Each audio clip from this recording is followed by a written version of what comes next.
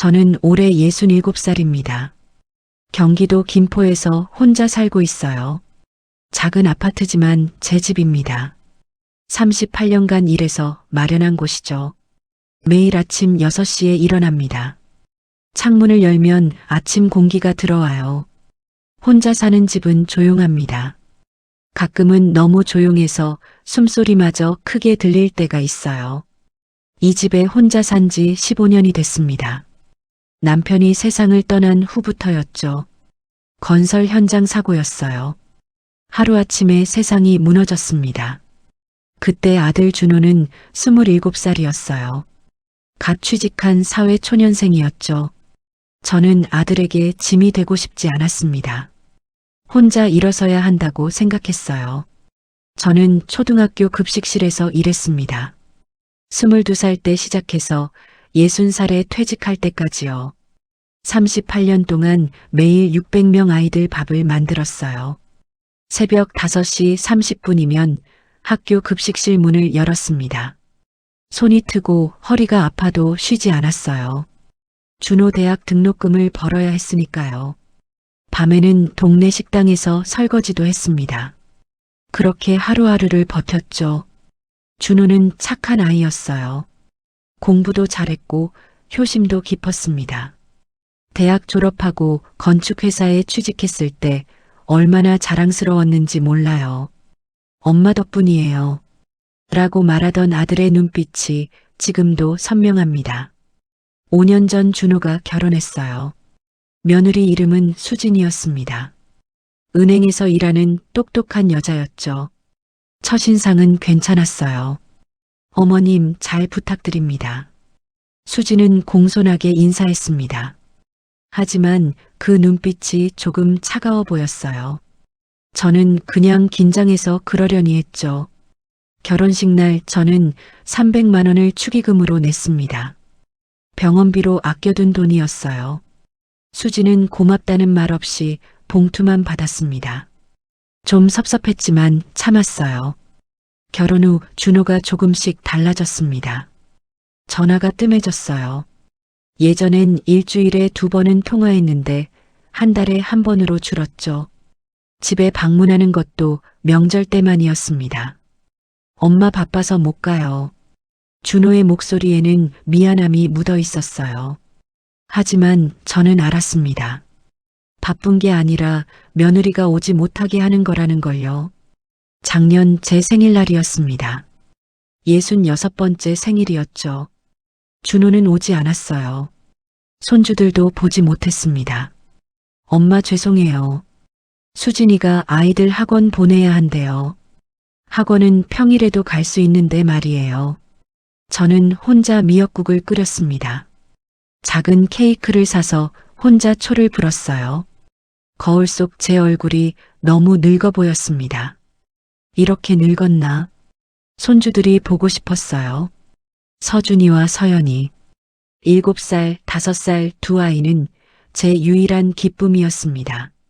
하지만 수지는 제가 손주들 보는 것도 제안했어요. 어머니, 아이들 일정이 빡빡해서요. 어머니, 요즘 감기 조심해야 해서요. 핑계는 늘 달랐지만 결과는 같았죠. 저는 참았습니다. 며느리 눈치 보며 조용히 살았어요. 혹시라도 준호가 힘들까봐, 혹시라도 손주들 못 볼까봐. 그렇게 5년이 흘렀습니다. 어느 화요일 오후였어요. 핸드폰이 울렸습니다. 며느리 수진이었죠. 어머니, 통화 괜찮으세요? 목소리가 밝았어요. 이상하게 기분이 좋아 보였습니다. 응, 괜찮아. 어머니, 이번 여름에 우리 가족이 제주도 여행 가요. 제주도, 가족여행.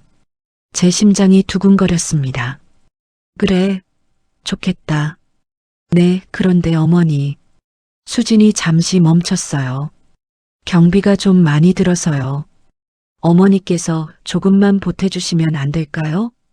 얼마나 필요한데? 150만 원만 도와주시면 정말 감사하겠어요. 어머니도 당연히 같이 가시는 거고요. 150만 원. 적지 않은 돈이었습니다. 하지만 제겐 있었어요. 만약을 위해 아껴둔 비상금이었죠. 그래, 내가 보내줄게. 정말요? 어머니 감사합니다. 수진의 목소리가 환해졌습니다. 가족이 함께하는데 돈이 뭐가 중요하니? 어머니 최고세요. 준호한테 말하면 정말 좋아할 거예요. 전화를 끊고 나니 마음이 설렜어요. 드디어 손주들과 함께 시간을 보낼 수 있다니. 다음 날 저는 은행에 갔습니다. 통장을 꺼내 150만 원을 송금했어요. 잔액이 78만 원으로 줄어들었죠. 하지만 괜찮았어요. 이번엔 150만 원으로 행복을 샀다고 생각했습니다. 집에 돌아와 짐을 쌌어요. 여름옷, 선크림, 손주들 줄 과자. 가방을 싸면서 웃음이 났습니다. 거울을 봤어요. 조금 전보다 얼굴이 밝아 보였습니다. 그래, 이제 좋은 일만 있을 거야. 저는 그렇게 믿었습니다. 정말 그렇게 믿었어요. 짐을 싸며 옛날 생각이 났습니다. 준호가 태어났던 날이요. 저는 24살이었어요. 남편 이철수는 26살이었죠. 우리는 가난했지만 행복했습니다. 남편은 건설 현장에서 일했어요. 새벽 6시에 나가서 저녁 8시에 들어왔죠.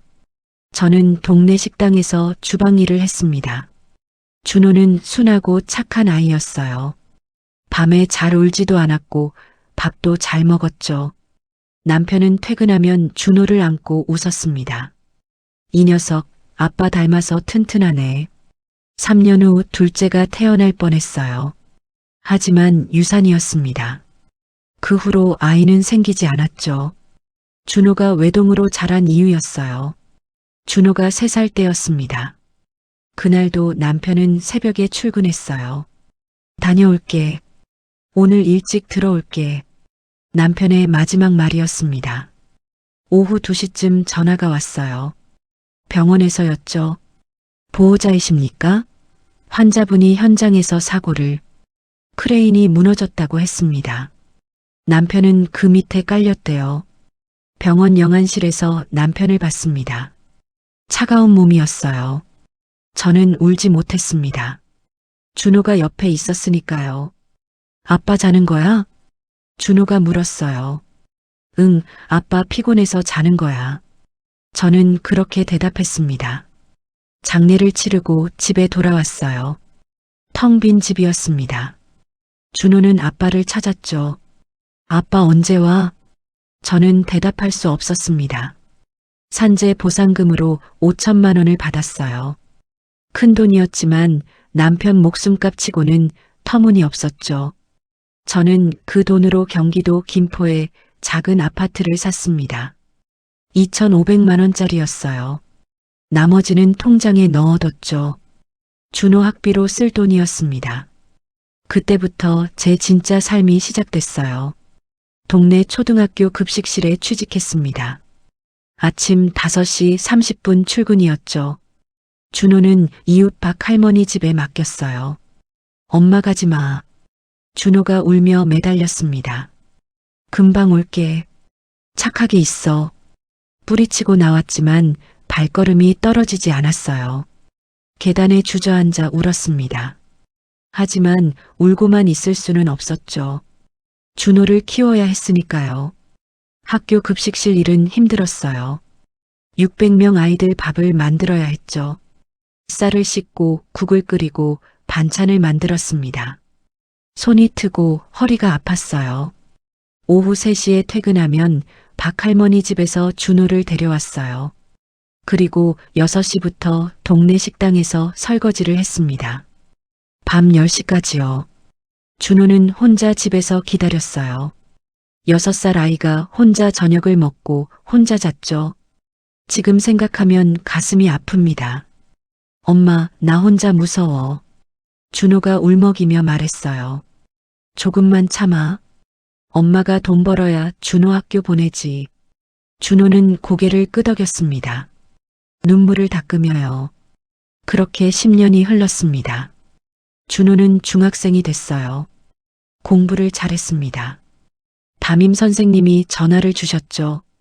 준호 엄마, 이 아이 공부 정말 잘해요. 좋은 대학 갈 수 있어요. 제 가슴이 벅차올랐어요. 선생님 감사합니다. 준호는 장학금을 받으며 고등학교에 입학했습니다. 전교 5등 안에 들었죠. 저는 자랑스러웠어요. 엄마, 나 건축학과 가고 싶어? 준호가 말했습니다. 건축? 그거 어려운 거 아니니? 할 수 있어. 나 아빠처럼 건물 짓는 일 하고 싶어. 준호의 눈빛이 반짝였어요. 아빠를 기억하고 있었던 거죠. 그래, 내가 하고 싶은 거 해. 대학 등록금은 비쌌습니다. 1년에 400만 원씩 5년이었죠. 총 2천만 원이 필요했어요. 저는 밤 일을 더 늘렸습니다. 편의점 야간 아르바이트도 시작했어요. 하루 4시간만 자며 일했습니다. 준호는 알바도 하며 스스로 생활비를 벌었어요. 장학금도 계속 받았죠. 정말 기특한 아들이었습니다. 대학 졸업식 날이었습니다. 저는 제일 앞자리에 앉았어요. 준호가 졸업장을 받는 모습을 봤습니다. 눈물이 났어요. 엄마 덕분이에요. 준호가 꽃다발을 안겨줬습니다. 저는 아무 말도 할 수 없었어요. 그냥 울기만 했죠. 준호는 건축회사에 취직했습니다. 월급 250만 원이었어요.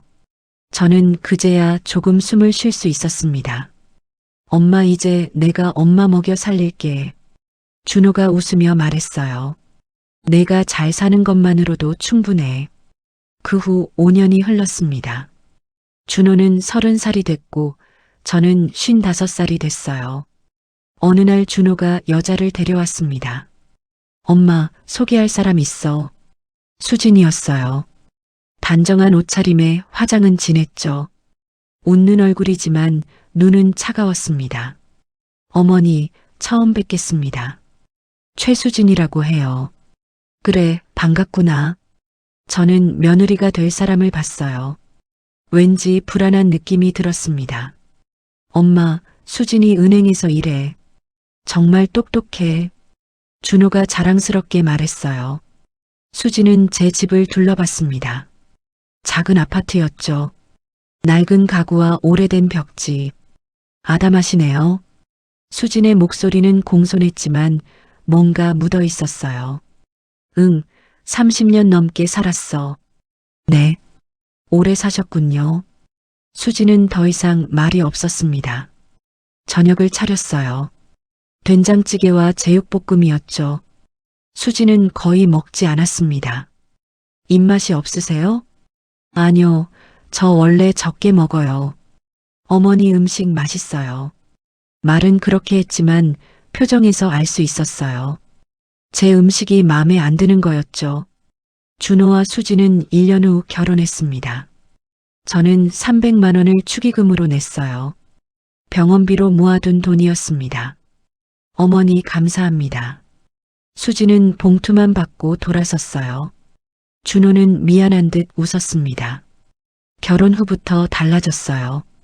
준호의 전화가 뜸해졌습니다. 집 방문도 줄어들었죠. 손주들이 태어났습니다. 서준이와 서연이. 저는 병원에 달려갔어요. 어머니 좀 나중에 오세요. 지금 수진이 힘들어해요. 준호가 저를 막았습니다. 수진 어머니는 안에 있었어요. 저는 복도에서 3시간을 기다렸습니다. 그제야 아이들을 볼 수 있었죠. 세월이 흘렀습니다. 손주들은 커갔고 저는 늙어갔어요. 수진은 점점 더 저를 멀리했습니다. 명절에도 초대받지 못했어요. 어머니, 저희 집이 좁아서요. 나중에 뵐게요. 수진의 핑계였죠. 작년 제 생일에 준호는 오지 않았습니다. 손주들도 보지 못했어요. 혼자 미역국을 끓이며 눈물을 흘렸죠. 이렇게 늙었구나. 거울 속 제 얼굴이 낯설었습니다. 그러던 어느 날이었어요. 수진에게서 전화가 왔죠. 어머니, 제주도 가족여행 가는데 경비 좀 보태주세요. 그 순간 모든 게 달라 보였습니다. 드디어 저를 받아주는구나. 드디어 가족이 되는구나. 저는 150만 원을 송금했어요. 남은 돈은 78만 원 뿐이었지만 괜찮았습니다. 짐을 싸며 웃었어요. 이제 좋은 일만 있을 거라고 믿었죠. 하지만 그건 제 착각이었습니다. 제주도에서 저를 기다리고 있는 건 행복이 아니었어요. 제주도 가는 날이 다가왔습니다. 8월 5일 토요일이었어요. 새벽부터 잠이 안 왔습니다. 설레는 마음에 5시에 일어났어요. 짐을 다시 확인했습니다. 손주들 과자, 선크림, 여름옷. 모든 게 준비됐어요. 9시에 준호가 차를 가지고 왔습니다. 엄마 타세요. 차에는 수진과 손주들이 타고 있었어요. 할머니, 서준이와 서연이가 반갑게 손을 흔들었습니다. 제 가슴이 뭉클했어요. 우리 서준이, 서연이. 저는 차에 탔습니다. 수진이 뒤를 돌아봤어요. 어머님, 편하게 가세요. 응, 고마워. 김포에서 제주공항까지는 비행기로 1시간이었어요. 공항에 도착하니 수진 어머니가 기다리고 있었습니다. 어머니 오셨어요? 수진이 반갑게 인사했어요. 그래, 애들 잘 있었니? 수진 어머니는 저를 봤습니다. 안녕하세요. 네, 안녕하세요. 우리는 어색하게 인사했어요. 수진 어머니는 60대 초반으로 보였습니다. 옷차림이 화려했어요. 명품 가방을 들고 있었죠. 비행기에 탔습니다. 저는 창가 자리에 앉았어요. 수진 어머니는 복도 쪽에 앉았습니다. 준호와 수진, 아이들은 뒷자리에 있었죠. 비행기가 이륙했어요. 창밖으로 구름이 보였습니다. 제주도에 가는 거예요. 가족과 함께요. 1시간 후 제주공항에 도착했습니다. 렌터카를 빌렸어요. 준호가 운전을 했습니다.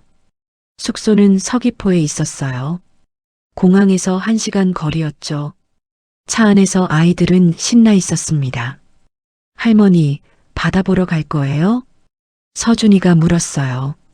그래, 우리 서준이 바다 좋아하지? 네, 저 수영 잘해요. 아이들 웃음소리가 행복했어요. 수진 어머니는 핸드폰만 봤습니다. 말이 없었어요. 1시간 후 숙소에 도착했습니다. 2층짜리 펜션이었어요. 깔끔하고 넓어 보였습니다. 와, 이쁘다. 아이들이 소리쳤어요. 우리는 짐을 들고 안으로 들어갔습니다. 거실이 넓었어요. 소파와 TV가 있었죠. 1층에 방이 하나 있었고 2층에 방이 2개 더 있었습니다. 어머니, 방 배정할게요. 수진이 말했어요. 2층 큰 방은 저희 어머니가 쓰시고 작은 방은 우리가 애들이랑 쓸게요. 응. 어머님은? 수진이 저를 봤습니다. 어머님은 여기 소파에서 주무세요. 1층 방은 짐 두는 곳으로 쓸게요. 소파? 저는 소파에서 자라는 거였어요. 소파요? 네, 어머님. 소파가 더 시원하실 거예요. 밤에 에어컨 바람도 잘 오고요. 수지는 웃으며 말했습니다. 방은 작고 답답해서 어머님한테는 안 좋을 것 같아요. 말은 그럴듯했어요. 하지만 가슴 한편이 서늘했습니다. 아, 그래. 불편하시면 말씀하세요. 괜찮으시죠? 응, 괜찮아. 저는 대답했습니다. 무슨 말을 더 할 수 있었겠어요. 수진 어머니는 2층 큰 방으로 올라갔어요. 준호와 수진은 작은 방에 짐을 풀었습니다. 저는 거실에 남았어요. 소파에 앉아서 주위를 둘러봤습니다. 넓은 거실이었어요. 하지만 왠지 외롭게 느껴졌습니다. 저녁이 됐어요. 수진이 음식을 시켰습니다. 치킨과 피자였죠. 다 같이 먹어요. 우리는 거실 테이블에 둘러앉았습니다. 수진 어머니가 제일 좋은 자리에 앉았어요. 저는 구석에 앉았습니다. 할머니, 이거 맛있어요. 서연이가 피자를 건넸어요. 그래, 고마워. 저는 피자를 한 조각 먹었습니다. 맛이 없었어요. 아니, 입맛이 없었죠. 수진과 수진 어머니는 즐겁게 얘기했습니다. 준호는 조용히 먹었어요. 저는 말이 없었습니다. 식사가 끝났어요. 수진 어머니는 2층으로 올라갔습니다. 준호와 수진도 2층으로 갔어요. 저는 거실에 혼자 남았습니다. 설거지를 했어요. 그릇을 닦으며 생각했습니다. 제가 150만 원을 냈는데 왜 소파에서 자는 걸까? 하지만 내색하지 않았어요. 가족과 함께 있다는 것만으로도 감사해야겠죠. 밤이 됐습니다. 2층에서 웃음소리가 들렸어요. 손주들이 재미있게 노는 소리였습니다. 저는 소파에 누웠어요. 얇은 이불을 덮었습니다. 천장을 봤어요. 내가 돈 낸 이 집에서 왜 소파에 누워 있는 걸까? 눈물이 날 것 같았습니다. 하지만 참았어요. 내일은 나아지겠죠. 내일은 손주들과 바다에 갈 거예요. 그렇게 생각하며 눈을 감았습니다. 하지만 잠은 쉽게 오지 않았어요. 다음 날 아침이었어요. 저는 일찍 일어났습니다. 소파에서 자니 허리가 아팠어요. 다들 아직 자고 있었죠. 저는 조용히 부엌으로 갔습니다. 냉장고를 열었어요. 재료가 좀 있었습니다. 계란, 우유, 빵이요. 저는 아침을 만들기 시작했어요. 계란 프라이를 부치고 빵을 구웠습니다. 우유도 따뜻하게 데웠죠. 아이들이 일어났어요. 할머니, 뭐해요? 서준이가 다가왔습니다. 아침 만들고 있어. 배고프지? 네. 저는 아이들에게 밥을 차려줬어요. 아이들은 맛있게 먹었습니다. 할머니가 만든 게 제일 맛있어. 서연이가 웃었어요. 제 마음이 따뜻해졌습니다. 9시쯤 준호와 수진이 일어났어요. 어머니 아침 준비하셨어요? 준호가 놀란 듯 말했습니다. 응, 아이들 먹였어. 감사합니다, 어머님. 편히 쉬셔도 되는데. 수진이 말했지만 눈빛은 차가웠어요. 10시쯤 수진 어머니가 내려왔습니다. 아침 먹을 거 있어요? 네, 제가 준비했습니다. 저는 수진 어머니에게도 밥을 차려줬어요. 고맙네요. 수진 어머니는 짧게 말하고 핸드폰만 봤습니다. 아침을 먹고 우리는 바다로 갔어요. 차로 10분 거리였습니다. 해변은 아름다웠어요. 파란 바다와 하얀 모래. 아이들은 신나서 뛰어다녔습니다. 할머니, 같이 놀아요. 서준이가 손을 잡아당겼어요. 그래, 같이 놀자. 저는 아이들과 모래성을 쌓았습니다. 바닷물에 발을 담그기도 했어요. 행복했어요. 이런 시간을 얼마나 기다렸는지 몰라요. 준호는 사진을 찍었습니다. 엄마, 웃으세요. 저는 웃었어요. 오랜만에 진심으로 웃는 것 같았습니다. 하지만 수진은 멀리서 수진 어머니와 얘기만 했어요. 아이들을 거의 보지 않았습니다. 점심시간이 됐어요. 우리는 근처 식당에 갔습니다. 해물탕을 시켰어요. 음식이 나왔습니다. 어머니, 드세요. 저는 수진 어머니에게 먼저 권했어요. 네. 수진 어머니는 짧게 대답했습니다. 식사 중에 수진이 말했어요. 어머님, 저희 오늘 드라이브 가려고 하는데요. 응, 좋지. 그런데 차가 좁아서요. 어머님은 집에서 쉬시면 안 될까요? 집에서? 네, 어머님 피곤하실 것 같아서요. 좀 쉬시는 게 좋을 것 같아요. 수지는 웃으며 말했습니다. 아이들도 차에서 시끄럽게 굴 텐데 어머님 불편하실 거예요. 저는 할 말을 잃었어요. 제가 돈을 냈는데 혼자 집에 있으라는 거였습니다. 아, 그래. 어머님 이해해 주셔서 감사해요. 수진이 환하게 웃었어요. 점심을 먹고 우리는 숙소로 돌아왔습니다. 준호와 수진, 아이들, 수진 어머니는 다시 차를 탔어요. 할머니 안 가요? 서준이가 물었습니다. 할머니는 피곤해서 집에서 쉴게. 할머니 같이 가요. 서준이가 제 손을 잡았어요. 서준아, 할머니 힘드시대. 가자.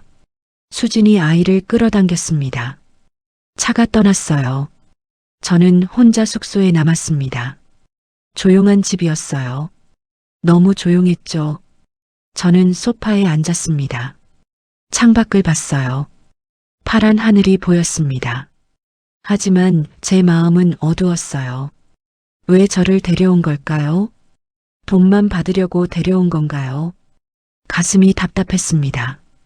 그때 핸드폰이 울렸어요. 친구 영숙이었습니다. 희순아, 제주도 어때? 응, 좋아. 가족들이랑 잘 지내? 응.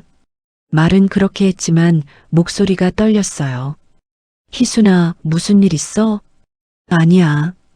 괜찮아. 목소리가 이상한데. 정말 괜찮아. 나중에 얘기할게.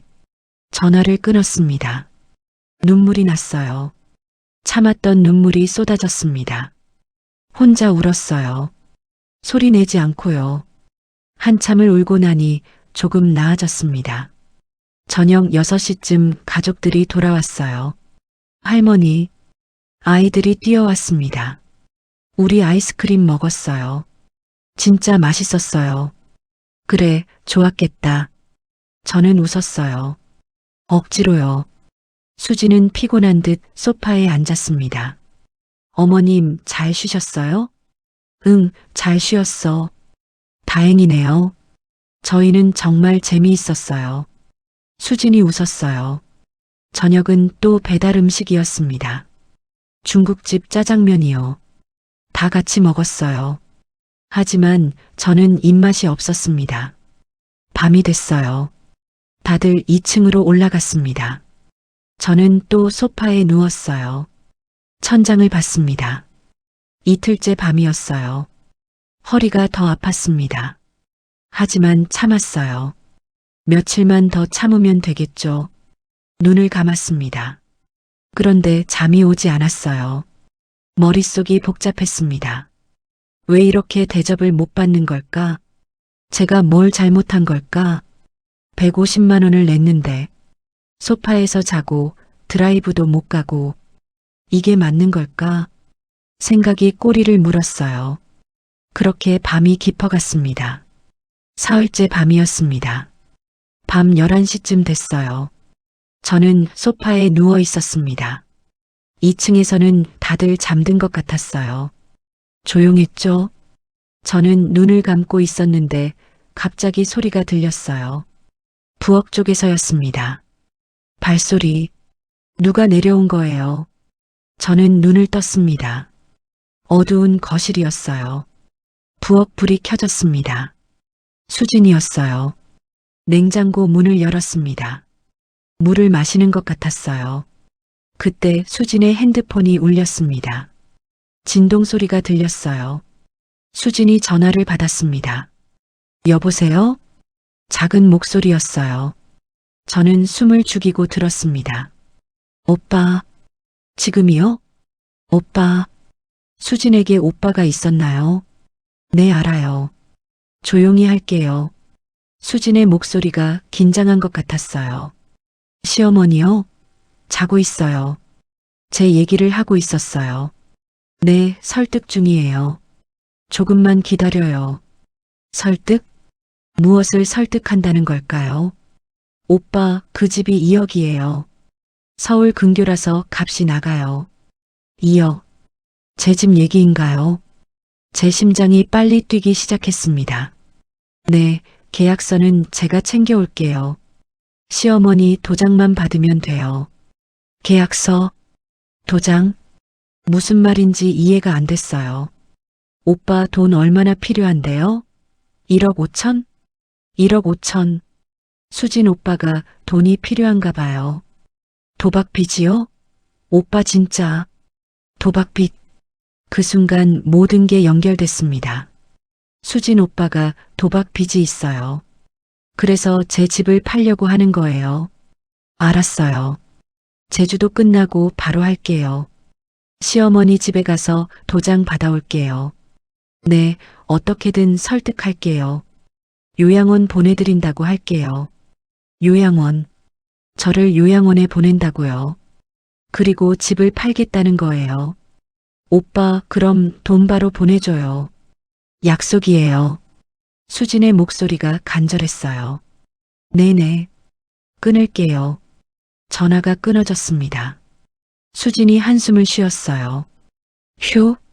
그리고 물을 마시고 2층으로 올라갔습니다. 부엌 불이 꺼졌어요. 다시 어둠이 내렸습니다. 저는 소파에 누워 있었습니다. 움직일 수가 없었어요. 온몸이 얼어붙은 것 같았습니다. 제 집을 팔겠다고요. 저를 요양원에 보내겠다고요. 그래서 150만 원을 달라고 한 거예요. 그래서 제주도에 데려온 거예요. 설득하려고요. 눈물이 났습니다. 주체할 수 없이 흘러내렸어요. 소리 내지 않으려고 이불로 입을 막았습니다. 몸이 떨렸어요. 분노인지 슬픔인지 알 수 없었습니다. 그냥 눈물만 계속 났어요. 한참을 울고 나니 조금 정신이 들었습니다. 어떻게 해야 하죠? 이대로 당할 수는 없어요. 제 집이에요. 38년 일해서 마련한 집이에요. 아무에게도 줄 수 없어요. 특히 도박빚 갚는 데 쓸 수는 없죠. 저는 천천히 일어났습니다. 핸드폰을 꺼냈어요. 뭘 해야 할까요? 경찰에 신고해야 하나요? 하지만 아직 아무 일도 일어나지 않았어요. 그냥 전화 통화를 들었을 뿐이에요. 증거가 없어요. 그래. 증거가 필요해요. 저는 생각했습니다. 내일부터 수진을 지켜봐야겠어요. 무슨 말을 하는지, 무슨 행동을 하는지, 그리고 증거를 모아야 해요. 녹음이라도 해야 합니다. 저는 핸드폰 녹음 앱을 찾아봤어요. 있었어요. 내일부터 사용해야겠어요. 저는 다시 누웠습니다. 하지만 잠은 오지 않았어요. 온갖 생각이 머릿속을 맴돌았습니다. 수진, 오빠, 도박빚, 이어, 요양원, 계약서, 도장, 모든 게 악몽 같았어요. 하지만 현실이었죠. 아주 냉혹한 현실이었습니다. 새벽 5시가 됐어요. 밖이 밝아지기 시작했습니다. 저는 한숨도 못 잤어요. 눈을 뜨고 천장만 봤죠. 어떻게 해야 할까? 어떻게 제 집을 지킬까? 생각만 했습니다. 대답은 나오지 않았어요. 하지만 한 가지는 확실했습니다. 이대로 당하지는 않겠다는 것. 제 집은 제가 지키겠다는 것. 저는 주먹을 불끈 쥐었습니다. 손톱이 손바닥을 파고들었어요. 아팠지만 참았습니다. 이 고통은 아무것도 아니에요. 더 큰 싸움이 기다리고 있으니까요. 아침이 됐습니다. 저는 일어나서 세수를 했어요. 거울을 봤습니다. 눈이 퉁퉁 부어 있었어요. 찬물로 얼굴을 씻었습니다. 조금 나아졌어요. 아침 8시쯤 수진이 내려왔습니다. 어머님, 주무셨어요? 응, 잘 잤어. 저는 웃으며 대답했습니다. 수진은 의심하지 않았어요. 오늘은 오름 가려고 하는데 어머님도 같이 가실래요? 그래, 같이 갈게. 정말요? 힘드실 텐데. 괜찮아. 나 건강해. 저는 따라가기로 했어요. 수진을 지켜봐야 했으니까요. 10시에 우리는 출발했습니다. 성산 일출봉에 갔어요. 계단이 많았습니다. 저는 천천히 올라갔어요. 수진과 수진 어머니는 앞서갔습니다. 준호와 아이들은 저와 함께 천천히 왔어요. 중간쯤 올라갔을 때였어요. 수진의 핸드폰이 울렸습니다. 수진이 전화를 받았어요. 네, 오빠. 저는 귀를 기울였습니다. 하지만 멀리 있어서 잘 들리지 않았어요. 수진이 잠시 통화하고 전화를 끊었습니다. 그리고 수진 어머니와 뭔가 얘기했어요. 저는 핸드폰 녹음 앱을 켰습니다. 조금 더 가까이 가야 해요. 준호야, 엄마 좀 쉬었다 갈게. 괜찮으세요? 응, 괜찮아. 너희는 먼저 가. 준호와 아이들이 앞서갔어요. 저는 벤치에 앉았습니다. 수진과 수진 어머니가 앞에 서서 얘기하고 있었어요. 거리가 약 10m쯤 됐습니다. 저는 녹음을 시작했어요. 바람 소리가 컸지만 목소리가 들렸습니다. 엄마, 오빠가 급하대. 수진의 목소리였어요. 얼마나 급한데? 이번 주까지래. 안 그러면 큰일 난대. 아이고, 그 자식이. 도박은 왜 한 거야? 엄마, 어떡해. 오빠 죽을 수도 있어. 수진의 목소리가 떨렸어요. 시어머니 집 계약서는 챙겼니? 아직이요. 서울 가면 바로 할게요. 시어머니가 순순히 도장 찍을까? 설득할게요. 요양원 보내드린다고 하면 어쩔 수 없이 찍을 거예요. 그래도 조심해. 혹시 눈치채면 안 돼. 알아요, 엄마. 괜찮아요. 저는 녹음을 계속했습니다. 손이 떨렸어요. 하지만 핸드폰을 꽉 잡았습니다. 오빠한테 돈 받으면 우리도 조금 받자. 수진 어머니가 말했어요. 엄마, 왜? 내가 고생하는 건데 당연히 받아야지. 알았어요. 그들은 다시 걷기 시작했습니다. 저는 녹음을 멈췄어요. 증거를 확보했습니다. 하지만 가슴이 너무 아팠어요. 수진뿐만 아니라 수진 어머니도 공범이었어요. 둘 다 제 집을 노리고 있었죠. 저는 벤치에 앉아 한참을 있었습니다. 정신을 추스르고 다시 올라갔어요. 정상에 도착했습니다. 바다가 보였어요. 아름다웠죠. 하지만 제 마음은 어두웠습니다. 할머니, 경치 이뻐요. 서준이가 말했어요. 그래, 이쁘다. 저는 웃었습니다. 손주들 앞에서는 티를 내면 안 됐어요. 우리는 내려왔습니다. 점심은 근처 식당에서 먹었어요. 고등어 구이였습니다. 저는 거의 먹지 못했어요. 목으로 넘어가지 않았죠.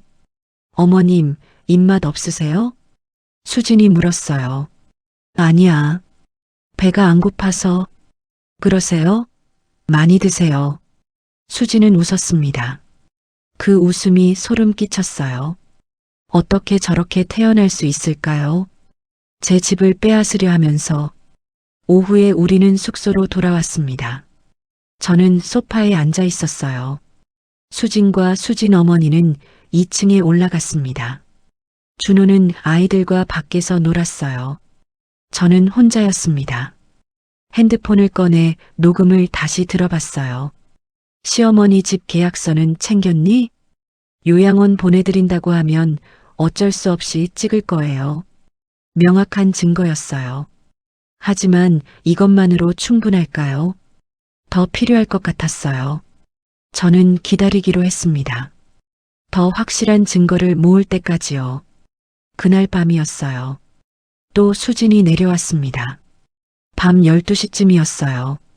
저는 자는 척했습니다. 수진이 부엌에서 전화를 받았어요. 오빠. 네. 저는 녹음을 시작했습니다. 핸드폰을 소파 쿠션 사이에 숨겼어요. 네, 계약서 준비했어요. 내일 모레 서울 가요. 시어머니요? 설득할 수 있어요. 오빠 걱정 마요. 제가 잘할게요. 네, 도장 받아서 바로 연락할게요. 전화가 끊어졌습니다. 저는 녹음을 멈췄어요. 또 하나의 증거를 확보했습니다. 수진이 2층으로 올라갔어요. 저는 눈을 떴습니다. 이제 충분한 것 같았어요. 2번의 녹음, 명확한 계획, 도박 빚 얘기까지. 이제 준호에게 말해야 해요. 아니, 경찰에 신고해야 할까요? 하지만 아직 범죄는 아니에요. 계획만 했을 뿐이죠. 저는 고민했습니다. 어떻게 해야 할까? 그때 생각이 났어요. 내일 준호에게만 먼저 얘기해야겠어요. 아들이 알아야 해요. 자기 아내가 뭘 하려는지. 저는 결심했습니다.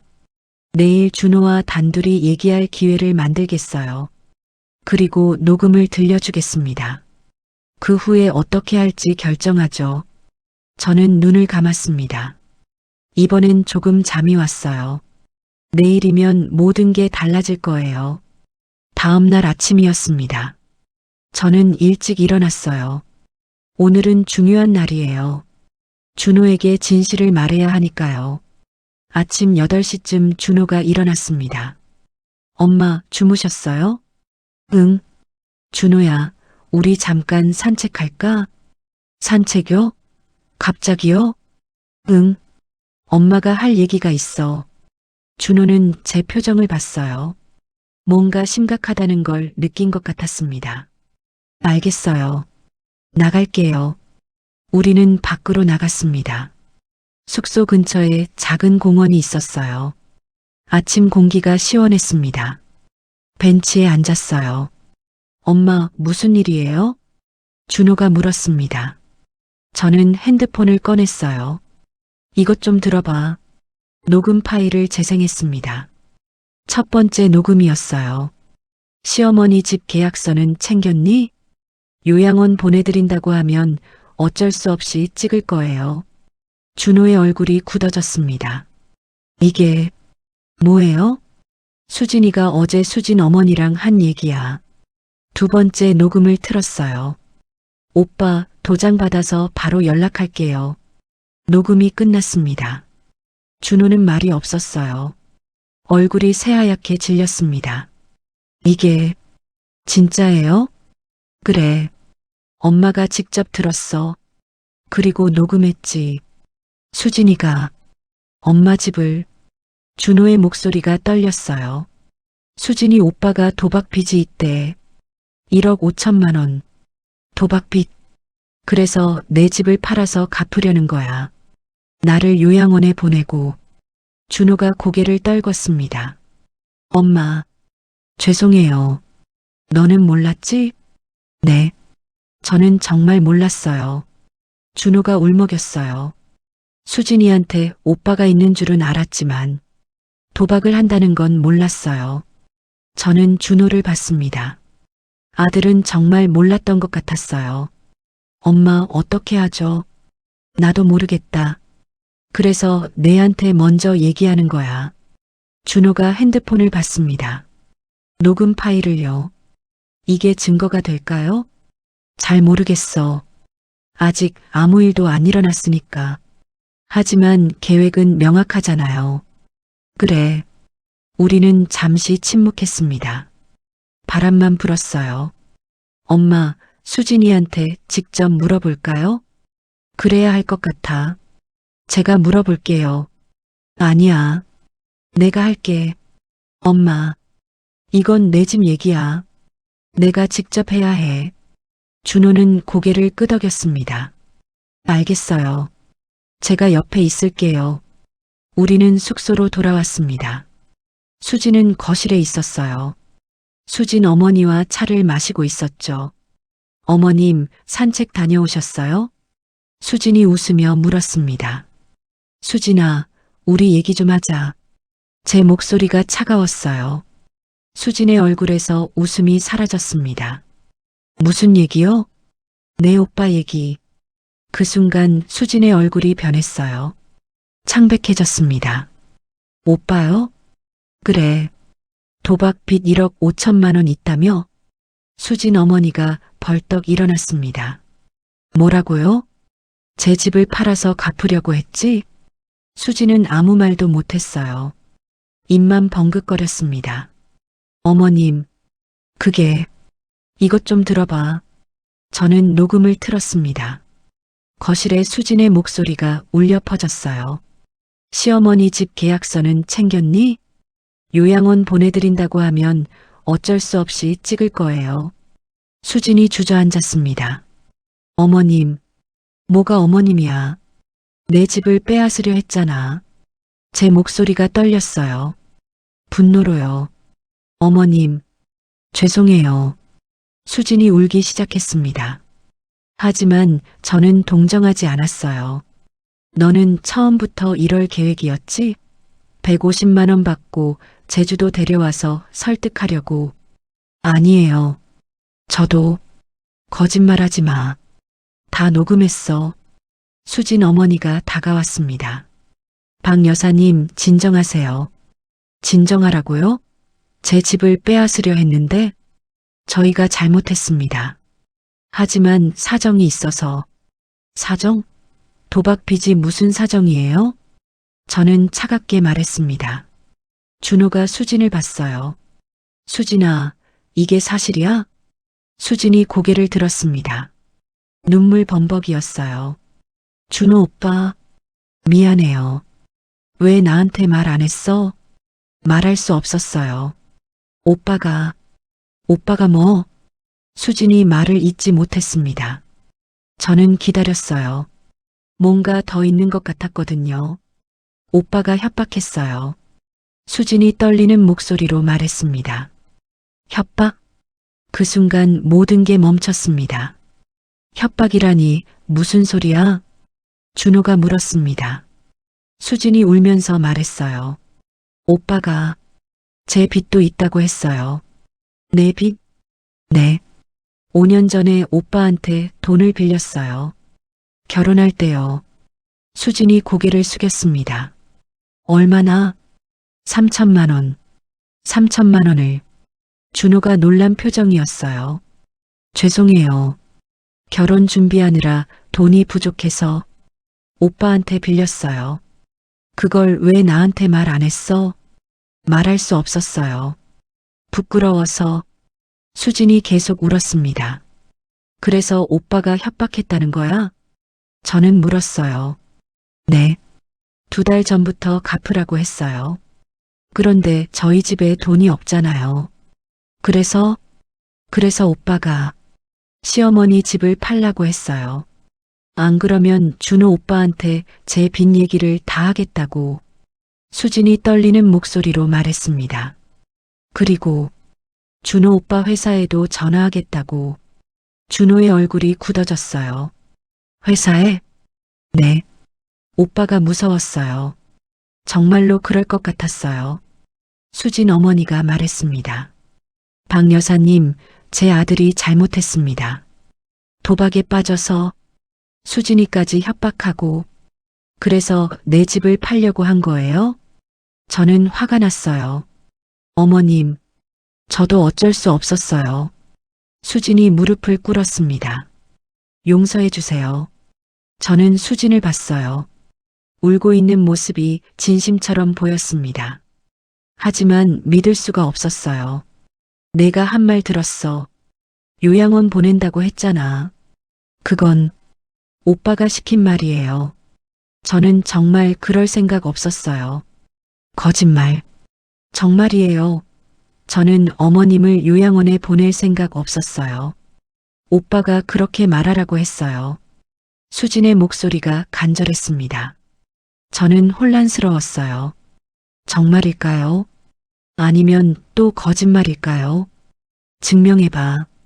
뭐려? 내 말이 진짜라는 걸 증명해. 수진이 핸드폰을 꺼냈습니다. 오빠랑 문자 보여드릴게요. 핸드폰을 저에게 건넸어요. 문자가 있었습니다. 수진 오빠 이름은 최민수였어요. 돈 빨리 구해. 안 그러면 준호한테 다 말한다. 시어머니 집 팔아. 다른 방법 없어. 요양원 보낸다고 설득해. 어차피 늙었잖아. 문자들이 계속 있었어요. 협박하는 내용이었습니다. 저는 할 말을 잃었어요. 정말 협박을 받았던 거였어요. 어머님, 저는 정말 어쩔 수 없었어요. 수진이 울부짖었습니다. 오빠가 무서웠어요. 준호 오빠한테 피해갈까봐. 준호가 수진을 안았어요. 수진아, 왜 진작 말하지 않았어? 미안해요. 정말 미안해요. 둘이 울었습니다. 저는 그 모습을 봤어요. 마음이 복잡했습니다. 수진도 피해자였던 거예요. 진짜 악당은 수진 오빠 최민수였죠. 수진 어머니가 제게 왔습니다. 박 여사님, 정말 죄송합니다. 제 아들 때문에. 어머니도 아셨어요? 한 달 전에 알았어요. 수진이한테 들었죠. 그래서 제주도에 같이 온 거예요? 네. 수진이 혼자 감당하기 힘들어해서 수진 어머니도 울었어요. 제가 아들을 잘못 키웠습니다. 저는 한숨을 쉬었어요. 모든 게 엉망이었습니다. 그럼 이제 어떻게 할 거예요? 저는 물었습니다. 수진이 고개를 들었어요. 경찰에 신고할게요. 경찰에? 네. 오빠를 신고할게요. 협박죄로요. 준호가 놀랐습니다. 수진아, 오빠를 해야 해요. 이대로 두면 계속 이럴 거예요. 수진의 눈빛이 단호했습니다. 제가 증거 다 있어요. 문자, 통화 녹음. 저는 수진을 다시 봤어요. 이 여자가 진심인 것 같았습니다. 정말 신고할 거예요? 네, 어머님. 더 이상 오빠 편들지 않을게요. 잘못된 거예요. 수진이 눈물을 닦았습니다. 그리고 어머님 집은 절대 건드리지 않을게요. 약속할게요. 저는 잠시 생각했습니다. 믿어도 될까요? 좋아요. 그럼 지금 바로 경찰에 신고하세요. 네. 수진이 핸드폰을 꺼냈어요. 112를 눌렀습니다. 여보세요. 신고하려고 하는데요. 통화가 시작됐습니다. 수진은 모든 걸 얘기했어요. 오빠의 협박, 도박 빚, 모든 것을요. 경찰이 사건을 접수했습니다. 네, 증거 가지고 경찰서 갈게요. 감사합니다. 전화를 끊었어요. 수진이 저를 봤습니다. 어머님, 정말 죄송합니다. 저는 아무 말도 하지 않았어요. 그냥 고개만 끄덕였죠. 준호가 제 손을 잡았습니다. 엄마, 괜찮으세요? 응, 괜찮아. 하지만 괜찮지 않았어요. 모든 게 너무 복잡했습니다. 수지는 피해자였어요.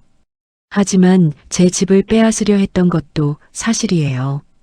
오빠가 시켰다고 하지만 수진도 동의했잖아요. 완전히 용서할 수 있을까요? 잘 모르겠었어요. 그날 오후였습니다. 우리는 제주도를 떠나기로 했어요.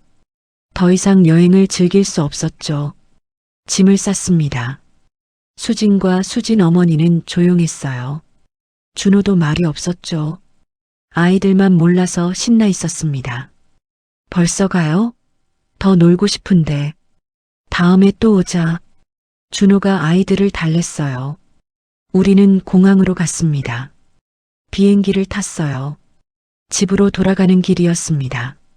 창밖을 봤어요. 제주도가 멀어지고 있었습니다. 이상한 여행이었어요. 행복할 줄 알았는데 악몽이었죠. 하지만 진실을 알게 됐어요. 그리고 집을 지켰습니다. 그것만으로도 다행인 걸까요? 서울에 도착했습니다. 준호가 저를 김포집까지 데려다 줬어요. 엄마, 괜찮으시겠어요? 응, 괜찮아. 들어가. 정말요? 응. 수진이 잘 챙겨. 준호는 걱정스러운 눈으로 저를 봤습니다. 엄마, 죄송해요. 너는 잘못 없어. 가. 준호가 떠났어요. 저는 혼자 집에 들어갔습니다. 15년 동안 혼자 살던 집이었죠. 짐을 풀었어요. 냉장고를 열었습니다. 텅 비어 있었어요. 마트에 다녀와야겠구나. 저는 소파에 앉았습니다. 긴 한숨이 나왔어요. 피곤했습니다. 너무 많은 일이 있었어요. 그때 핸드폰이 울렸습니다. 준호였어요. 엄마, 큰일 났어요. 왜? 무슨 일이야? 수진이 오빠가 집에 왔어요. 제 심장이 철렁 내려앉았습니다. 뭐? 지금 문 두드리고 있어요. 문 열어달라고. 경찰 불러. 엄마, 무서워요. 준호의 목소리가 떨렸어요. 지금 바로 112해. 내가 지금 갈게. 저는 전화를 끊고 밖으로 뛰쳐나갔습니다. 택시를 잡았어요. 강남으로 빨리 가주세요. 준호네 집까지는 30분이었어요. 하지만 오늘은 영원처럼 느껴졌습니다. 제발 아무 일 없기를. 제발. 택시가 도착했습니다. 준호네 아파트였어요. 경찰차가 와 있었습니다. 저는 뛰어 올라갔어요. 현관문이 열려 있었습니다. 안에는 경찰 2명이 있었어요. 그리고 한 남자가 수갑을 차고 있었습니다. 최민수였어요. 수진 오빠, 엄마. 준호가 저를 봤습니다. 괜찮니? 네, 경찰이 바로 왔어요. 수진은 구석에 앉아 떨고 있었어요. 아이들은 방에 있었죠. 경찰이 저를 봤습니다. 혹시 박희순 씨이십니까? 네, 그렇습니다. 신고 접수 확인했습니다. 이 사람이 최민수 씨 맞으십니까? 제가 보기엔 처음인데. 수진 씨 맞아요? 수진이 고개를 끄덕였어요. 네, 제 오빠예요. 최민수가 소리쳤습니다. 수진아, 내가 날 신고했어? 오빠, 미안해.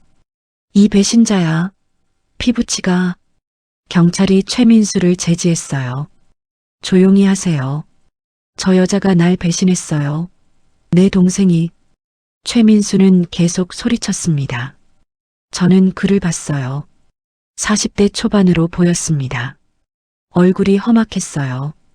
도박꾼의 얼굴이었죠. 박희순 씨, 진술서 작성하셔야 합니다.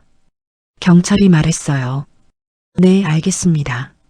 그리고 이 사람은 연행하겠습니다. 협박죄로요. 감사합니다. 경찰이 최민수를 데리고 나갔어요. 수진아, 너 후회할 거야. 최민수의 목소리가 복도에 울려 퍼졌습니다. 문이 닫혔어요. 집이 조용해졌습니다. 수진이 울기 시작했어요. 오빠. 준호가 수진을 안았습니다. 괜찮아. 잘한 거야. 저는 그들을 봤어요. 마음이 복잡했습니다. 수진도 피해자예요. 하지만 저도 피해자고요. 모두가 피해자였어요. 진짜 악당은 감옥에 갔지만 상처는 남았습니다. 저는 준호에게 말했어요. 준호야, 엄마 집에 갈게. 엄마, 여기서 주무세요. 아니야. 집이 편해. 저는 일어났습니다. 수진아. 수진이 저를 봤어요. 네. 어머님. 오빠 일은 법이 알아서 할 거야. 네. 하지만 내가 한 것도 잊지 않을게. 수진의 얼굴이 굳어졌어요. 어머님, 시간이 필요해. 너를 용서하는데. 네, 이해해요. 저는 집을 나왔습니다. 밖은 어두웠어요. 택시를 타고 김포로 돌아왔습니다. 집에 도착했어요. 불을 켰습니다. 조용한 집이었어요. 너무 조용했죠. 저는 소파에 앉았습니다. 모든 게 끝났어요. 집은 지켰습니다. 오빠는 경찰에 갔고요. 하지만 왜 이렇게 허전할까요? 이긴 건가요? 정말 이긴 걸까요? 잘 모르겠었어요. 2달이 지났습니다. 최민수는 재판을 받았어요. 협박죄로 징역 1년을 선고받았습니다. 도박 빚은 수진이 조금씩 갚고 있대요. 준호가 도와주고 있다고 했죠. 수진에게서 문자가 왔습니다. 어머님, 정말 죄송합니다. 시간을 주셔서 감사합니다. 저는 답장하지 않았어요. 아직은 힘들었습니다. 용서하고 싶지만 쉽지 않았어요. 150만 원은 돌아오지 않았어요. 여행 경비로 다 썼으니까요. 하지만 괜찮았습니다. 집을 지켰으니까요. 제 집은 여전히 제 명의예요. 아무도 빼앗아가지 못했죠. 하지만 집은 너무 조용했습니다. 혼자 사는 집이요.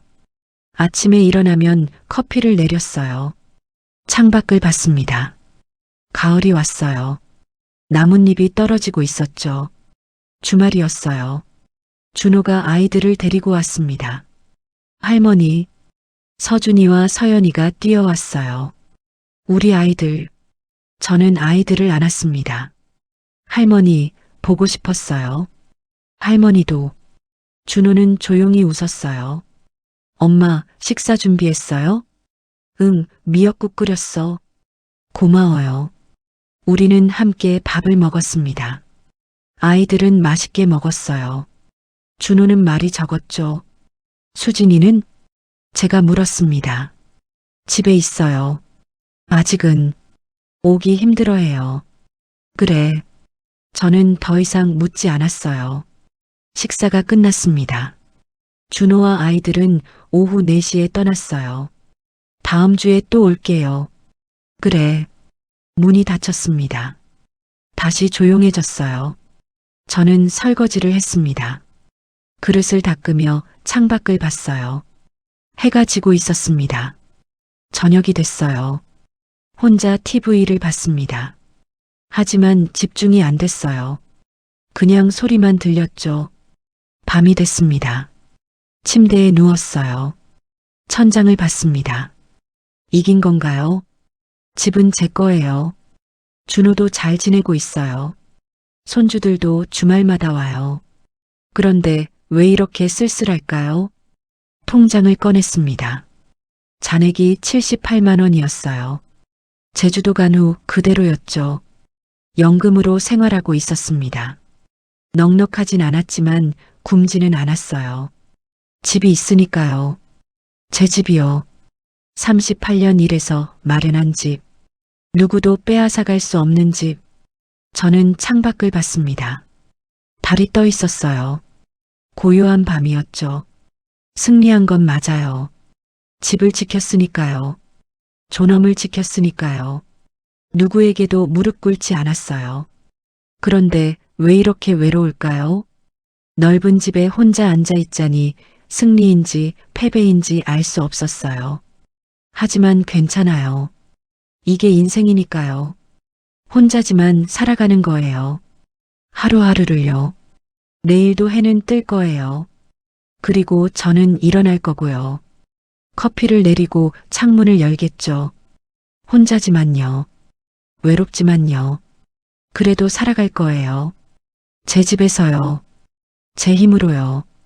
67년을 살아온 사람으로서, 38년을 일한 사람으로서, 누구에게도 지지 않은 사람으로서, 저는 눈을 감았습니다.